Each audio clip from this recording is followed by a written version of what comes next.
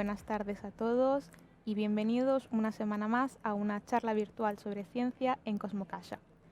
Hoy toca hablar desde la sección Fronteras, el espacio del museo dedicado a las fronteras del conocimiento y a la increíble capacidad de la mente humana de preguntarse por los misterios del universo y por intentar buscar alguna respuesta. Hoy toca hablar del arte de la biomimética. Y sí, utilizo la palabra arte con toda la intención, porque la biomimética es el arte de mirar a la naturaleza en busca de preguntas y también a la naturaleza en busca de respuestas. Detrás mío podéis ver dos fantásticos ejemplos de lo que os acabo de decir. Por un lado tenemos una tabla de surf, inspirada en la aleta de una ballena jorobada.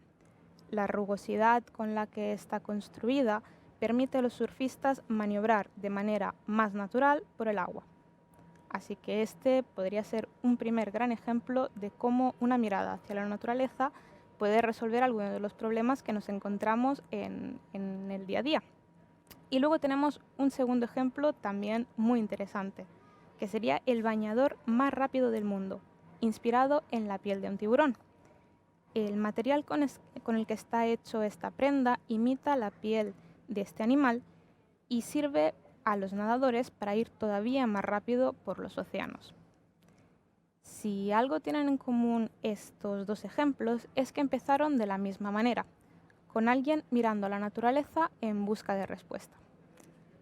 Para hablar de este fascinante mundo, hoy tenemos a Judith Guasch, doctora en Ciencia de Materiales por la Universidad Autónoma de Barcelona e investigadora del Instituto de Ciencias de Materiales de Barcelona, quien trabaja en un proyecto de biomimética para la inmunoterapia contra el cáncer.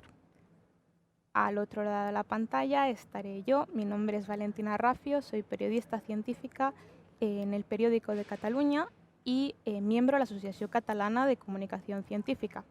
Como os comentaba hace un momento, hoy hablaremos del arte de la biomimética con Judith, pero nos encantaría escuchar vuestras preguntas y estaremos abiertos a incluiros en el debate a partir de todo lo que vayáis dejando en la sección de comentarios. Así que sin más preámbulos, hola Judith. Hola, buenas tardes. Muchísimas gracias por acompañarnos hoy y por estar dispuesta a hablar de este mundo tan interesante de la biomimética. Así que si me permites, te lanzaría la primera y supongo que la pregunta más complicada de todas. ¿Cómo definirías el fascinante mundo de la biomimética? Más allá de los ejemplos que he comentado, entiendo que las miradas de la ciencia hacia la naturaleza son infinitas y que también las aproximaciones de estudio lo son.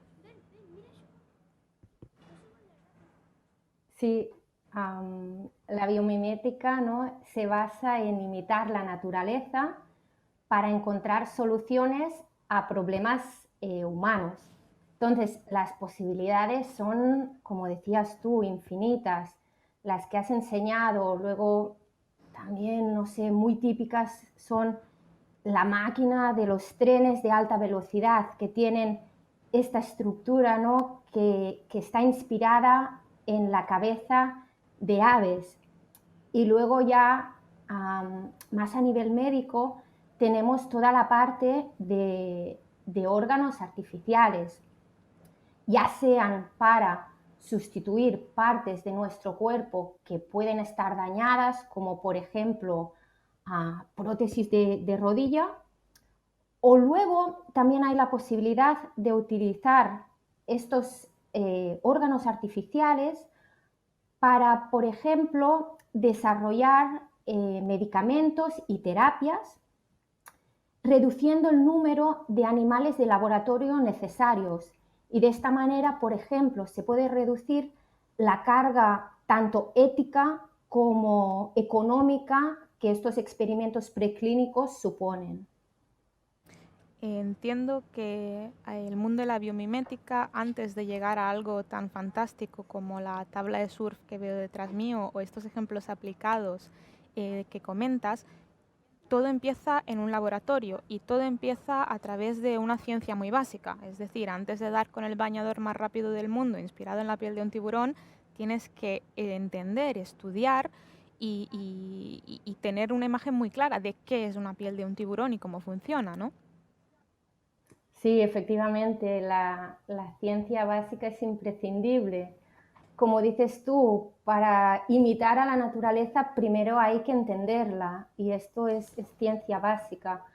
En el caso de los órganos artificiales es lo mismo, uno tiene que entender de qué materiales están formados, qué proteínas hay, qué células hay, cómo interactúan todos entre ellos y esto efectivamente es ciencia básica.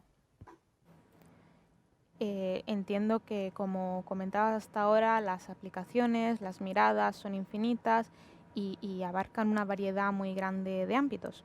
¿Podrías darnos algunos ejemplos de investigaciones biomiméticas aplicadas al ámbito de la salud? Sí, mira, desde hace unos años que se están desarrollando con mucho interés lo que se llaman órganos en un chip, que básicamente son dispositivos de microfluídica, os he traído uno de ellos, muy simple, en los que básicamente se utilizan estos pocillos para poner, por ejemplo, hidrogeles que mimetizan lo que es la matriz extracelular de los órganos y luego hay entradas y salidas en las que se puede introducir nutrientes a estos sistemas de cultivo y sacar los desechos, de manera que los cultivos celulares son mucho más eficientes que no el cultivo típico estático. Y de hecho se han desarrollado ya, por ejemplo, pulmones en un chip o cerebro en un chip o hígado en un chip.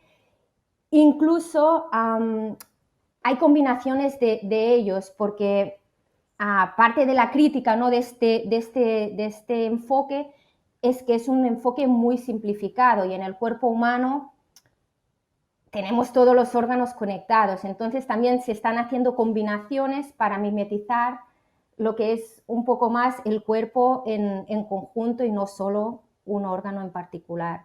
Pero la idea es poder mimetizar por lo menos las funciones básicas de estos órganos y como os decía antes, esto nos puede servir, por ejemplo, para estudiar nuevos medicamentos sin tener que utilizar tantos animales de laboratorio o incluso como ciencia básica, ¿no?, para entender un poco cómo funcionan estos órganos o los componentes en los que están basados. Ahora sí, como decía al principio, tu investigación se basa en la biomimética. De hecho, como has explicado en otras ocasiones, hace años que utilizas la biomimética para intentar imitar el funcionamiento de los ganglios linfáticos para producir linfocitos T, encargados a su vez de destruir las células cancerígenas. Creo que lo he dicho todo correcto, no sé si, si he metido la pata en algún detalle. ¿Nos podrías explicar un poco cómo surge la idea? Sí, la idea surge durante mi estancia postdoctoral en uno de los institutos Max Planck en Alemania. Ahí estábamos estudiando, y todavía estoy estudiando, cómo mejorar, ¿no?, como decías tú, la proliferación celular para las llamadas terapias celulares adoptivas, las cuales han conseguido, por ejemplo, que pacientes que habían sido considerados terminales, es decir, pacientes específicamente de leucemia y de algunos linfomas, en los que ya habían fracasado todas las terapias convencionales, algunos de ellos están vivos a día de hoy y los primeros ensayos clínicos tuvieron lugar en 2011. Es decir, personas que en principio no tenían ninguna esperanza de vida continúan con nosotros muchos años después. Entonces se vio, ¿no?, que el éxito de estas terapias en parte estaba relacionado con conseguir suficientes linfocitos en el laboratorio. Y es en esto en lo que Empezamos en Alemania y ahora estoy continuando aquí en Barcelona. En Alemania nos focalizamos en una parte del sistema inmune, que son las células presentadoras de antígeno. Estas células son las encargadas de interaccionar con los linfocitos T y alertarles de que hay un problema en nuestro cuerpo, por ejemplo, células cancerígenas. Ahí hicimos un enfoque desde la nanotecnología, hicimos bionanomateriales y con estos materiales ya pudimos identificar algunos parámetros que nos ayudan a mejorar esta expansión de linfocitos, como por ejemplo la introducción de moléculas que ayudan a la adhesión celular.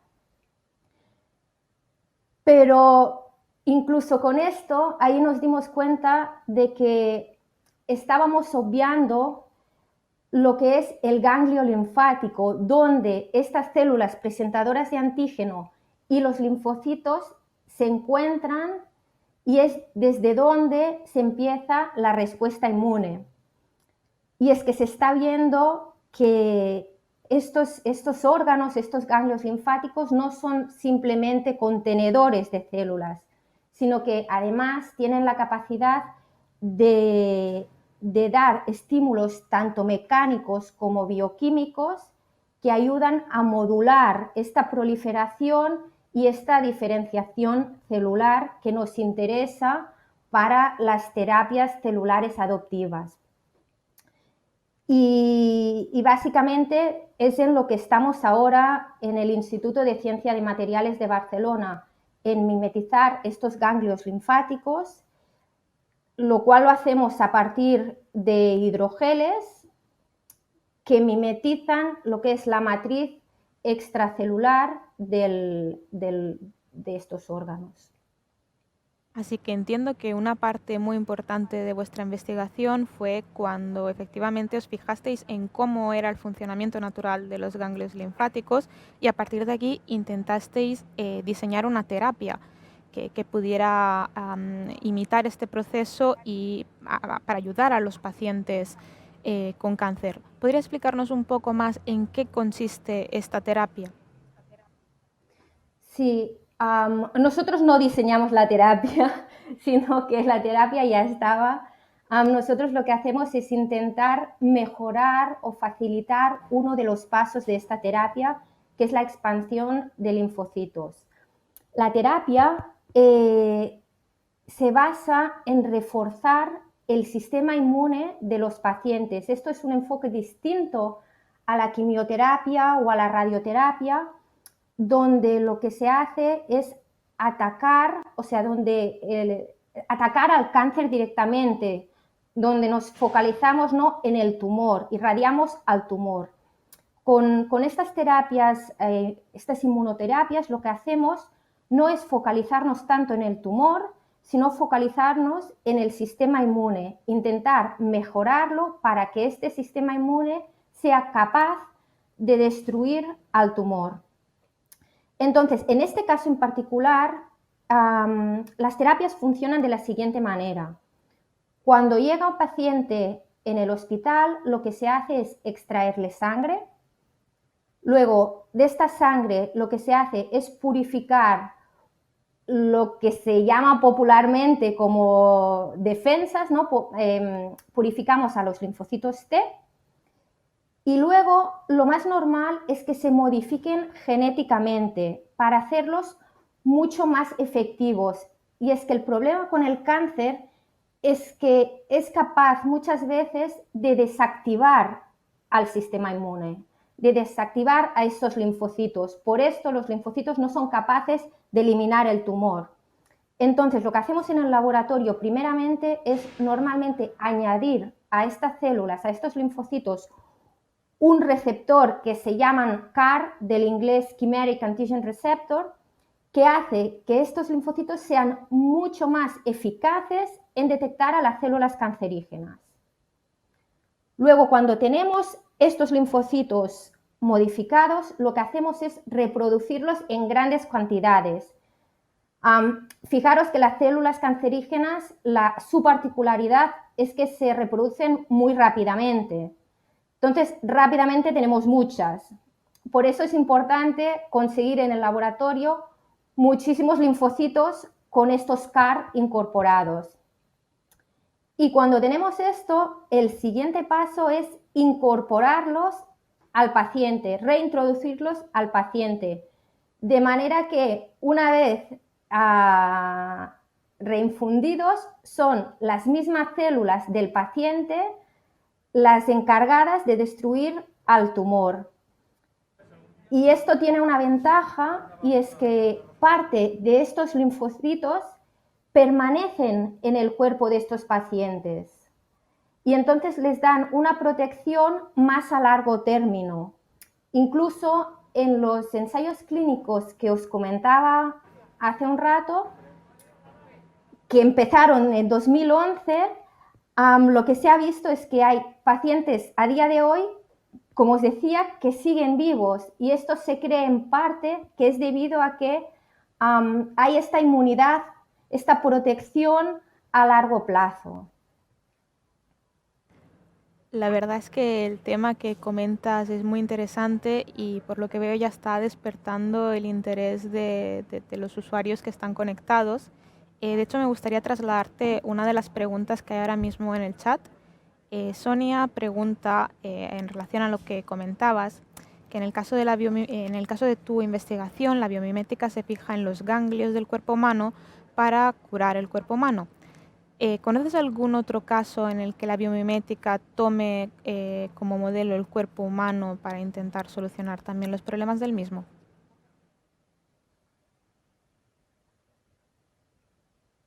A ver, imagino que habrán, porque ¿no? Lo que decíamos antes, las posibilidades que da la biomimética son infinitas.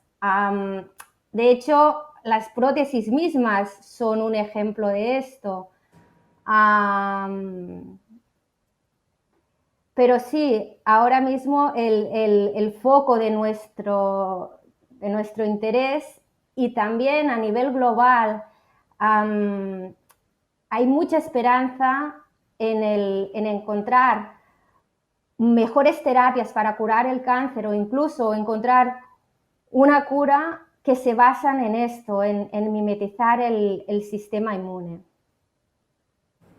Entiendo que una de las ideas de tu proyecto es inspirarse en un proceso natural que ya ocurre en el cuerpo, pero poniéndole el acelerador, es decir, impulsándolo todavía más gracias a toda una serie de procesos que estáis investigando en el laboratorio. ¿Podrías explicarnos un poco más qué estrategia vais a utilizar para conseguirlo? Sí. Por un lado tenemos, ¿no?, la modificación genética que hablábamos, por el otro la proliferación, y nuestra parte, ¿no?, es mejorar esta proliferación con la introducción de un hidrogel inspirado en el ganglio linfático. Entonces, estos hidrogeles, ¿no?, son redes tridimensionales hechas de materiales poliméricos altamente hidratados, que nos dan la posibilidad de variar la parte mecánica y la parte bioquímica. Fijaros que la parte mecánica es muy intuitiva. Cuando tenemos dolor de garganta o una muela, a veces se nos hincha un nódulo linfático, ¿no? Se nos hincha un ganglio, notamos una pelotita en el cuello. Y es por eso, ¿no?, que es muy interesante poder diseñar estos biomateriales que sean dinámicos, que tengan la posibilidad de imitar lo que es el órgano de nuestro cuerpo. Y bueno, lo que os decía antes, ¿no?, la idea de esto es facilitar la introducción de estas terapias adoptivas a los hospitales. Y es que estas terapias son muy costosas y llevan casi un mes de preparación de estos linfocitos en el laboratorio. Entonces, esto encarece mucho y nuestro objetivo es que mediante la mejora o la optimización del cultivo celular podamos hacer que estas terapias puedan llegar, ¿no?, a muchos más hospitales y a muchos más pacientes de lo que pueden hacerlo ahora mismo. Ahora que hemos empezado a hablar de la parte más aplicada de tu investigación, las preguntas en los comentarios están brotando y creo que es muy interesante las dudas que sugieren. Para empezar, Julio pregunta si se podría utilizar la biomimética para restaurar otro tipo de células. En este caso habla de las células ciliadas.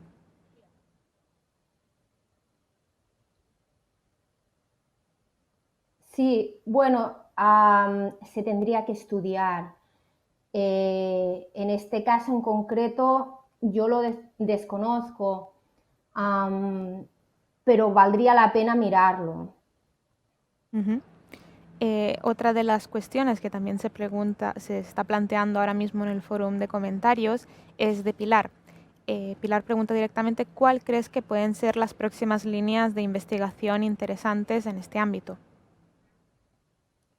Sí, lo que os comentaba, ¿no? Estas terapias funcionan o han funcionado muy bien para cánceres líquidos, cánceres de sangre, especialmente leucemia y linfomas. Pero ahora hay una gran cantidad de estudios clínicos en los que se está intentando trasladar estas terapias a tumores sólidos, como pueden ser pulmón, ovarios, etcétera, ¿no? Es donde se están poniendo más recursos, y es que los tumores sólidos dan una complicación añadida a la terapia, y es que el tumor produce como una especie de pantalla que hace que los linfocitos no puedan detectarlos. Entonces, si los linfocitos no pueden detectarlos, no pueden destruirlo. Y esto es un proceso que no es tan relevante en cánceres de sangre. Y ahora se está poniendo muchísimo énfasis en intentar solventar este problema y poder utilizar estas terapias, pues en lo que os decía, ¿no?, en tumores de todo tipo. En el foro de preguntas, Claudia también plantea otra cuestión muy interesante. Este tipo de aplicaciones que estás comentando solo se utilizarán en el cáncer, ¿y en qué etapa se empieza a realizar este tipo de pruebas? A ver, empiezo por la segunda parte. ¿En qué etapas? Básicamente lo que se ha visto es que estas terapias dan resultados muy buenos en cánceres muy avanzados. Como os decía antes, ¿no? Incluso en pacientes que habían sido considerados terminales. Entonces, se está viendo que la inmunoterapia celular, pero también hay otra inmunoterapia de anticuerpos, justamente pueden dar solución a estos cánceres que con las terapias convencionales es difícil abordarlos en muchos casos. Hay excepciones y estamos muy contentos, y ojalá hubiese muchas más y ojalá salgan muchas más. Pero a día de hoy, cuando hay una metástasis, la posibilidad de que se cure el paciente es menor o bastante menor que no si el cáncer se detecta en fases más iniciales. Y lo que decía la primera pregunta, que era, ¿no?, si se podría utilizar estas terapias en otro tipo de enfermedades, la respuesta es que en principio sí. Los linfocitos T son los encargados de eliminar a las células cancerígenas, pero también pueden eliminar a virus y a bacterias y a otros patógenos. De hecho, ahora con el COVID se está hablando también mucho de la inmunidad celular, no tan solo de los anticuerpos que uno tiene al pasar la enfermedad o cuando nos podamos vacunar, sino también hay la inmunidad celular, y esto no son más que los linfocitos T de los que estamos hablando. Al principio de esta charla hemos empezado hablando del mundo de la biomimética como este proceso, ¿no?, de mirar a la naturaleza, inspirarse y de golpe dar con algo que pueda resultar útil en el día a día de las personas. Y quizá esta manera de expresarlo podría llevar a la idea quizá equivocada de que al final la biomimética es un proceso de eureka, que te das cuenta de algo y la aplicas de manera inmediata. En este caso, ¿nos podrías explicar un poco cuánto tiempo lleváis investigando esta aplicación concreta y cuánto tiempo calculáis que se necesita para conseguir algo más palpable? Sí, ojalá pudiéramos llegar a un resultado aplicable rápidamente. Normalmente en ciencia esto no pasa. Todos los proyectos requieren de tiempo y de paciencia y de prueba y error.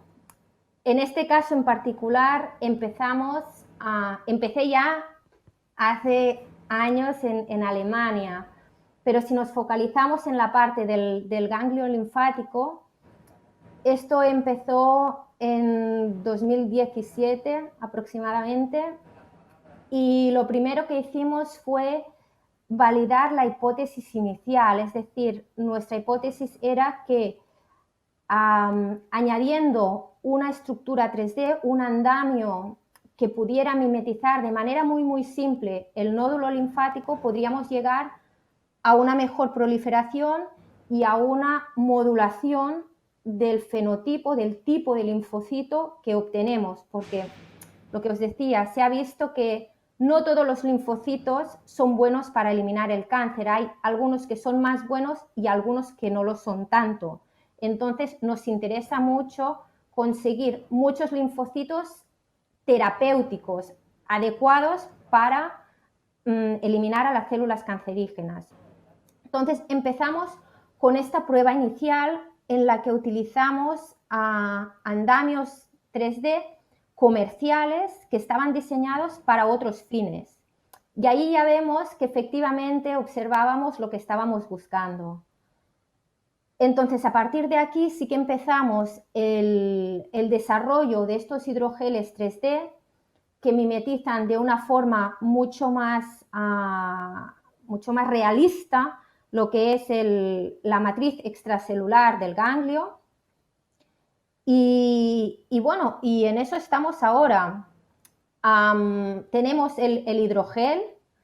Hemos visto que podemos modificar las propiedades mecánicas y las propiedades bioquímicas que nos interesaba.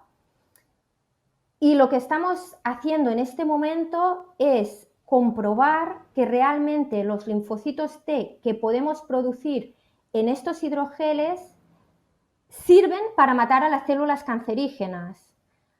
Y esto lo estamos haciendo de la mano del Instituto de Oncología de la Vall d'Hebron de Barcelona.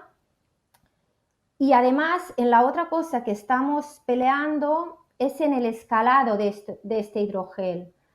Hasta el momento hemos trabajado con hidrogeles pequeños, hemos hecho pruebas de laboratorio a tamaño reducido, y ahora lo que estamos intentando es hacer un hidrogel que pudiera encabir todos los linfocitos del paciente.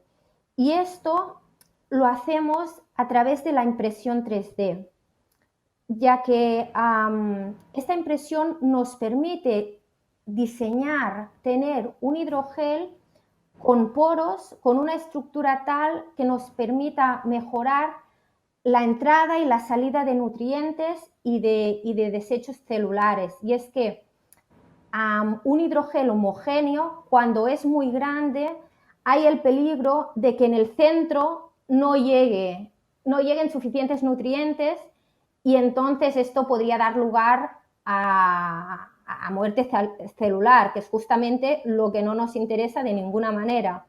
Entonces, en colaboración con el Instituto de Bioingeniería de Cataluña, estamos en este proceso de impresión 3D. La verdad es que el tema de la impresión 3D y de las aplicaciones directas en el mundo de la medicina es muy interesante y de hecho ahora mismo es uno de los protagonistas de las exposiciones del museo en el que también se va explorando, ¿no? Hasta qué punto algo tan novedoso y que casi suena a ciencia ficción como es imprimir en 3D algo que pueda integrarse directamente en el cuerpo humano, cómo puede mejorar la vida de las personas. En el caso de tu investigación, ¿podrías explicarnos un poco cómo se consigue imprimir en 3D algo que luego se utiliza en una terapia? Sí, básicamente nosotros utilizamos una metodología que se llama de extrusión, en la que se pone el hidrogel dentro del sistema y como un lápiz va haciendo capas una sobre la otra a partir de una estructura que nosotros hemos diseñado previamente. Y esto nos da, lo que os decía, un andamio que permite la entrada y la salida de material. Esto es lo que estamos ahora evaluando, pero la verdad es que nuestra idea final, más a largo término, sería poder copiar, poder mimetizar la estructura del ganglio, que es una estructura muy compleja. Es una estructura microcompartimentalizada, es decir, hay compartimentos donde hay, por ejemplo, los linfocitos T, pero otros compartimentos que hay linfocitos B, que son los que producen los anticuerpos, por ejemplo.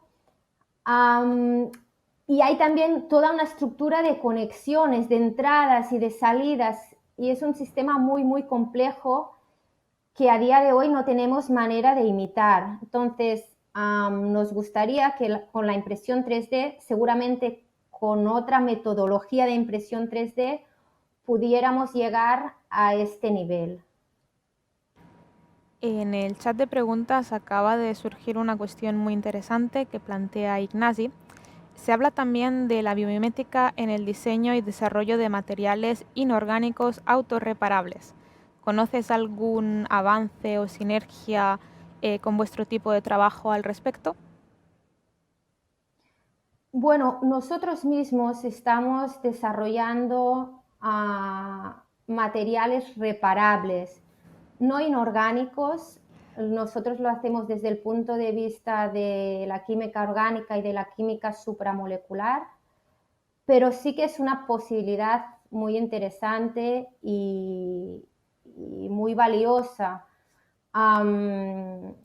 Es verdad, ¿no?, que cuando uno inyecta, en este caso, por ejemplo, un material dentro del cuerpo, ¿no? Esto es un enfoque distinto al nuestro. Nosotros no introducimos nunca los hidrogeles al paciente. Todo esto tiene lugar ex vivo. Pero sí que es verdad que para otros enfoques y para otros problemas se puede introducir un material dentro del cuerpo. Y a veces tú lo que quieres es que esté un tiempo y que luego se destruya, pero a veces quieres que esté más a largo plazo. Y luego, si este material tiene la capacidad de autorrepararse, pues te da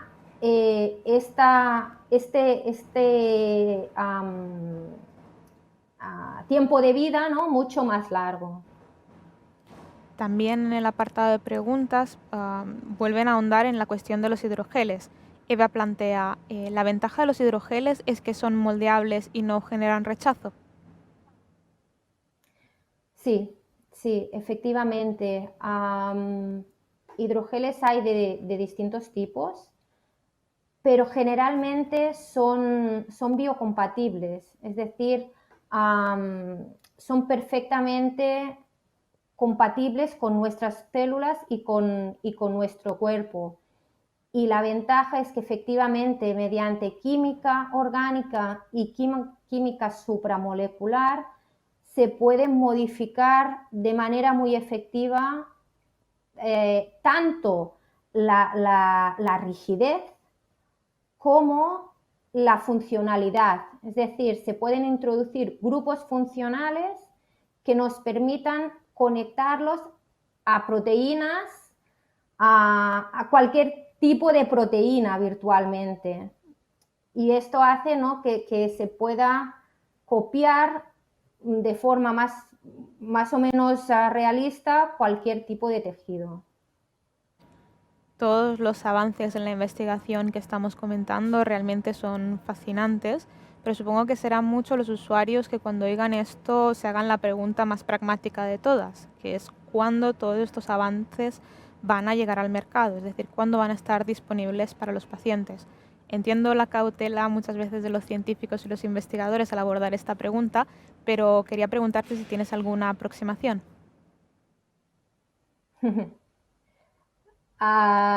Mira, este verano nos concedieron un proyecto desde CIBER, que es el Centro de Investigación Biomédica en Red, que tiene una durada de 2 años, justamente para valorizar estos hidrogeles, es decir, para terminar de estudiar su funcionalidad, si efectivamente nos sirven para producir linfocitos que pueden eliminar a las células cancerígenas, que es lo que estamos evaluando con el Vall d'Hebron.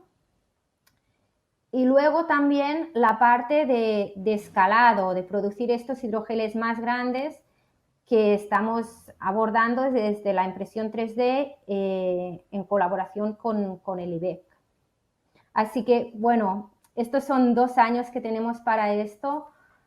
Si todo esto funcionara bien, que esperamos que sí, luego dependerá, como siempre, de los fondos que tengamos y muy específicamente del interés de la industria.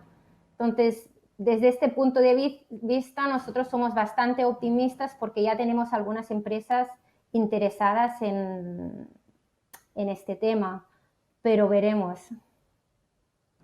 Justo ahora te acabo de preguntar por algo muy pragmático, ¿no? Que es cuándo llegaremos a una aplicación práctica de tus investigaciones. Pero ahora, si me lo permites, me gustaría dar un paso atrás y recordar que si hoy estamos hablando de una posibilidad que es prácticamente ciencia ficción para los que no estén familiarizados con el tema, es porque alguien empezó investigando algo muy básico, ¿no? Ciencia básica en un laboratorio, seguramente cosas que en su día parecerían de poca importancia, pero fíjate que después de muchas investigaciones y de todo un mundo dedicado a estos estudios, ya podemos empezar a hablar de aplicaciones mucho más prácticas.